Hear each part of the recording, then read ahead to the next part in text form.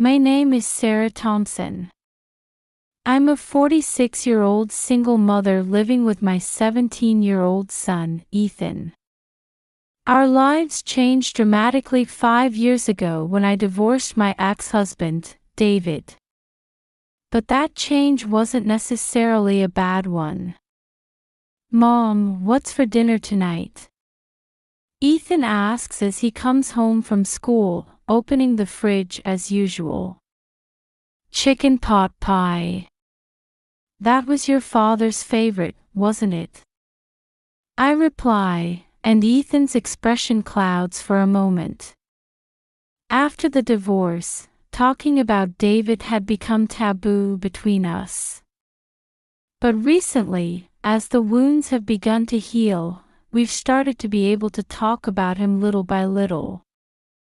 "Right, and I like it too," Ethan says with a smile. I stand in the kitchen and start preparing dinner. Outside the window, maple leaves are beginning to turn red and yellow, heralding the arrival of autumn. Over these past 5 years, as the seasons have changed, our lives have also moved forward bit by bit. The divorce from David was sudden. Due to his work, we had been living apart more and more. Then one day, I got a phone call from him saying, "I can't do this anymore." Later, I found out he had remarried a woman he met through work. "Mom, I've finished my homework. Anything I can help with?" Ethan pokes his head into the kitchen. "Thank you, honey. Could you set the table?" Ethan nods silently and starts taking plates out of the cupboard. He seems to have grown up suddenly after the divorce. Is he trying to fill the void left by his father's absence? As we eat dinner, Ethan tells me about what happened at school. Listening to him talk, I'm reminded once again of how precious this time with my son is. After the divorce, our bond seems to have grown stronger.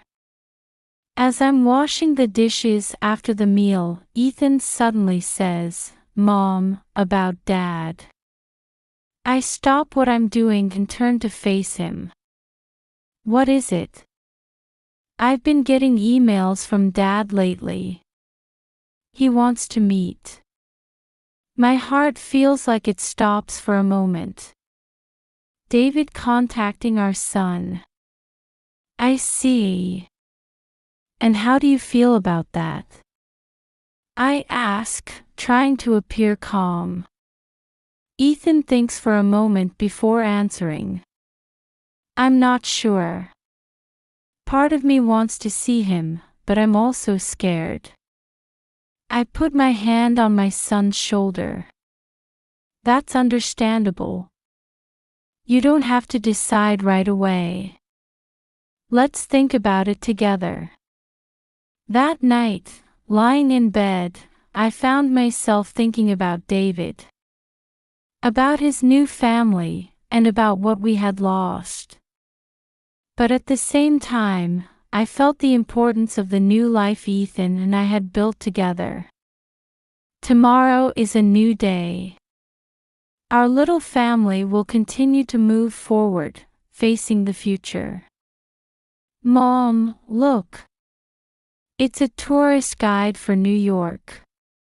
Ethan burst into the living room, excitedly waving a magazine. There was just a month left until Thanksgiving break. We were planning our first trip to New York City. "Let me see," I say, sitting down next to Ethan as we flip through the pages together. The Statue of Liberty, the Empire State Building, Central Park, they all look wonderful. "I want to go to Times Square too," Ethan says, his eyes shining. Actually, this trip was my idea. I'd noticed recently that Ethan seemed a bit down. Maybe he was feeling stressed about the upcoming college entrance exams. So I suggested the New York trip, hoping it might help take his mind off things. "All right then, let's book the flight and hotel tomorrow," I say, and Ethan nods happily. That night, as I was making a list of things to prepare for the trip, I suddenly remembered David. When we were newlyweds, we had promised to go to New York together. But as work got busier, that promise was never fulfilled. Now, I can fulfill that promise with Ethan. The thought warmed my heart. A few weeks later, we were on an early morning flight to New York. "Mom, it's like we're flying above the clouds," Ethan exclaims, pointing out the window shortly after takeoff. "You're right. It's like an ocean of cotton candy," I reply, gazing out the window too. On the plane, we made plans for our trip. The Statue of Liberty, the Metropolitan Museum of Art, a Broadway musical. As we talked, I noticed Ethan's eyes were sparkling. Seeing his smile, which I hadn't seen much recently, lightened my heart. When we arrived in New York and took a taxi to our hotel, we were mesmerized by the city views. The skyscrapers, the busy people rushing about, and the hustle and bustle heard everywhere. "Wow, it's so different from what we see on TV," Ethan murmurs. After checking into the hotel, we immediately set out to explore the city. Our first destination was Central Park. The sight of colorful leaves falling in the crisp autumn air was breathtakingly beautiful. "Mom, look over there." Ethan points to people rowing boats on the lake. "Want to try it?" I ask, and Ethan nods excitedly. As we leisurely rowed across the lake, we enjoyed a long, relaxed conversation for the first time in a while. About school, about friends, and then, "Mom, actually." Ethan hesitates before continuing. "I've been thinking about Dad." I stop rowing for a moment and look into Ethan's eyes. "I see. Do you want to see him?" Ethan was quiet for a while, but eventually nodded slowly. "Yes. But I don't want to make you sad." I squeeze my son's hand. "I understand how you feel. We'll think about it together when we get back home." That night, Ethan fell asleep quickly in our hotel room. I stood by the window, looking out at the New York City night skyline, lost in thought. Reuniting with David. Perhaps that's an unavoidable challenge for me too. But for now, I decided to focus on enjoying this precious time with my dear son right in front of me. With that resolve, I lay down in bed. Tomorrow, we're going to Broadway. Another new memory is about to be made. On the morning of our third day in New York, we were riding the subway to Brooklyn. Ethan was engrossed in reading the guidebook. "Mom, the history of the Brooklyn Bridge is really interesting. It says some people even died in accidents during its construction." I smile at my son's enthusiasm for learning. That's right. Historical structures often carry the hopes and dreams of many people. The subway car was crowded with the morning rush hour.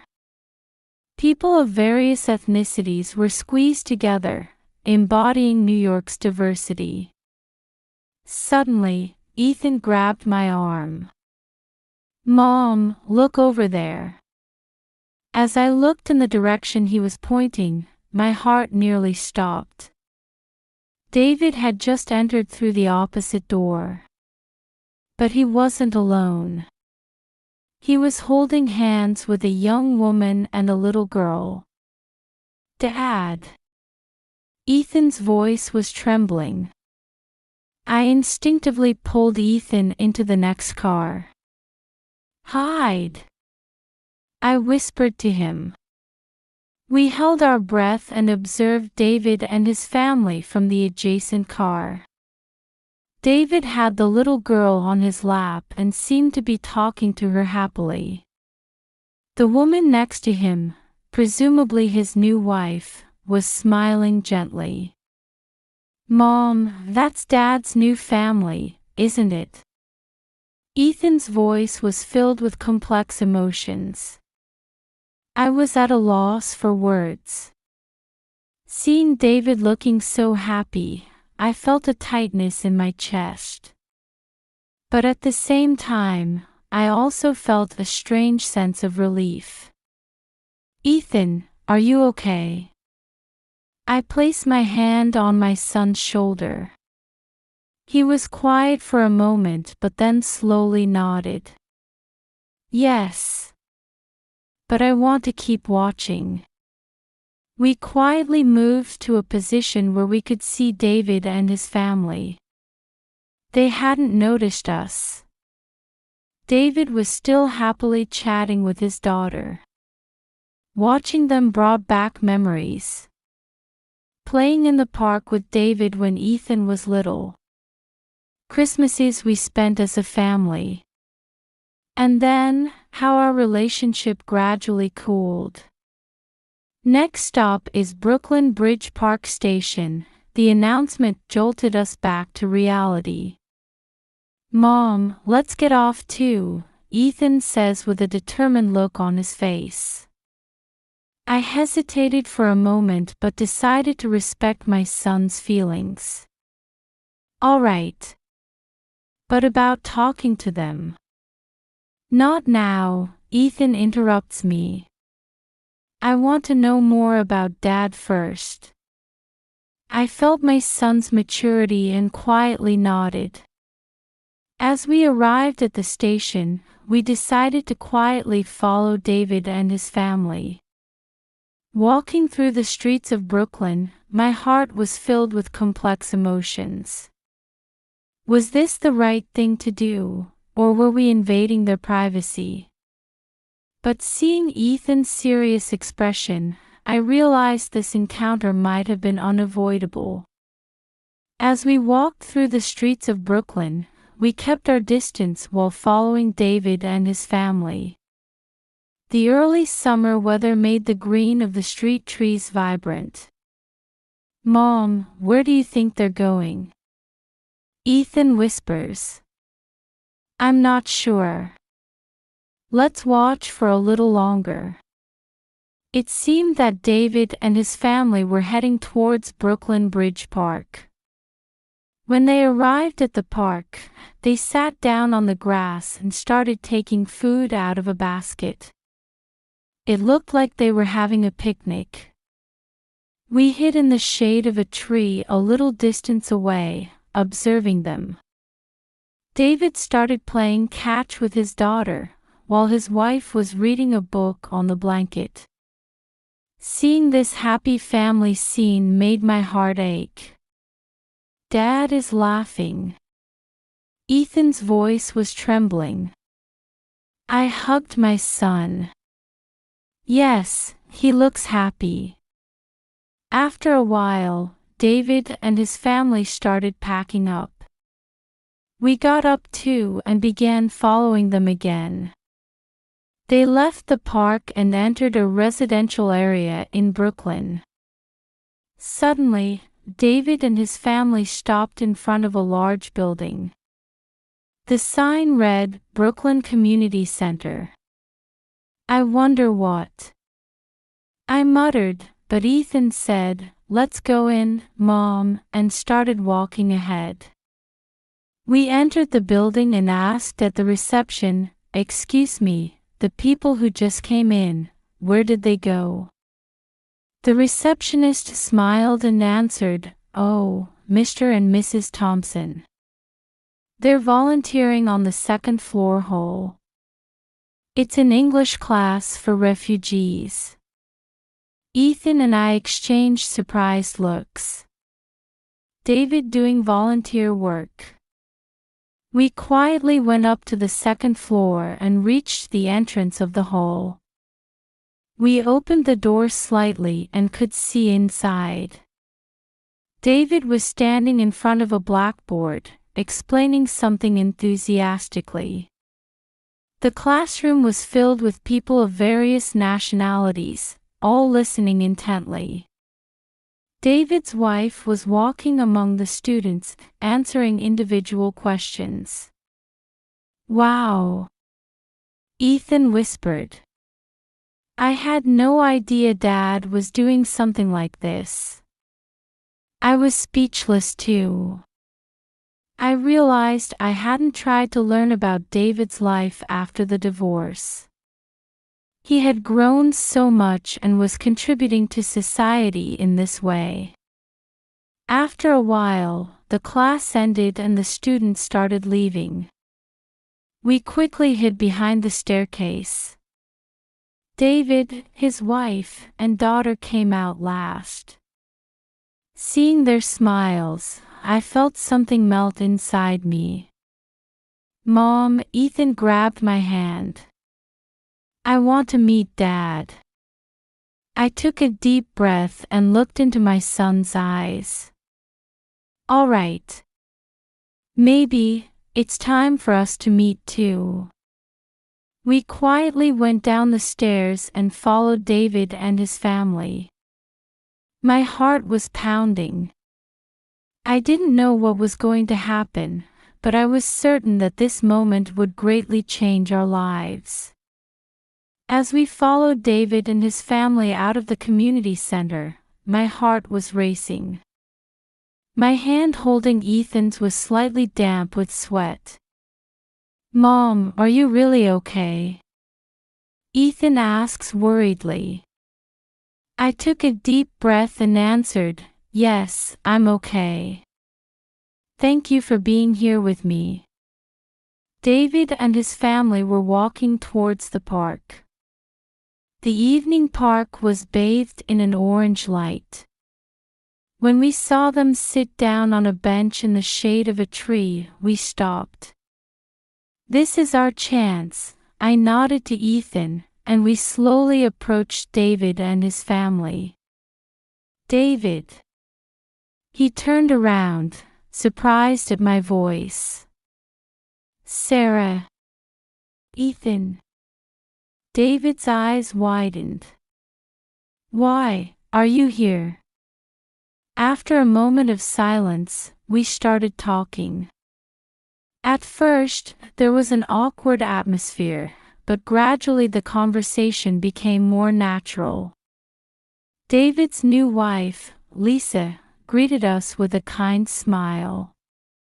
"Sarah, Ethan, it's nice to meet you.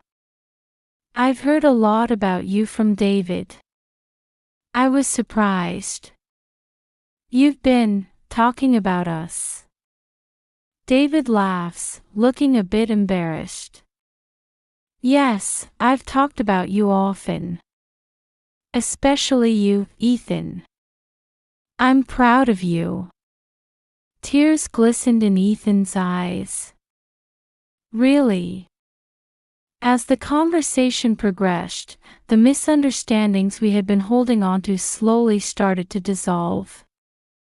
David told us about how he had chosen to leave suddenly due to work circumstances, and how he still regretted that decision. "Sarah, there's something I want to apologize for." David's voice was tinged with deep regret. "Back then, I left without properly talking things through. I'm truly sorry." I felt a tightness in my chest. "David, I should have tried harder to understand your feelings too."